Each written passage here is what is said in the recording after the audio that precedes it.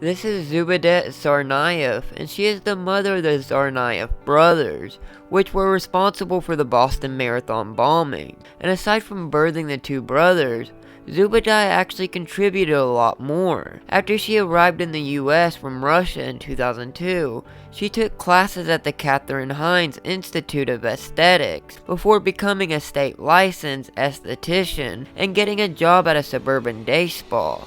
But after deciding she could no longer work in a business that served men, she started working from home, where clients saw her become more radical and started promoting 9/11 conspiracy theories. It's interesting to note that photos of Zubeday as a young woman show her wearing Western style clothes, so at some point during the time she spent working from home, she began to radicalize. She's actually been quoted as saying she urged her sons to embrace Islam because she was concerned about their drinking, smoking, and pursuit of women. She said they began to read more about it on the internet, and she also urged the older brother, Tamerlan, to quit boxing because Islam prohibits hitting someone in the face.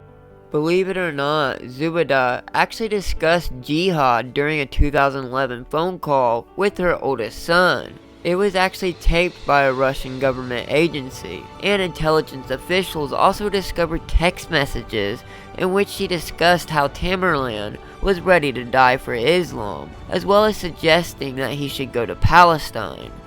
The family was actually the subject of a Russian intelligence inquiry to the US government in 2011 because of what the Russians perceived as extremist Islamic views. She was interviewed by the FBI, who found nothing to pursue at the time, but then in late 2011, the CIA put the family in its database, the Terrorist Identities Data Mart environment. In early 2012, Zubeday was arrested for shoplifting $1,624 worth of women's clothing.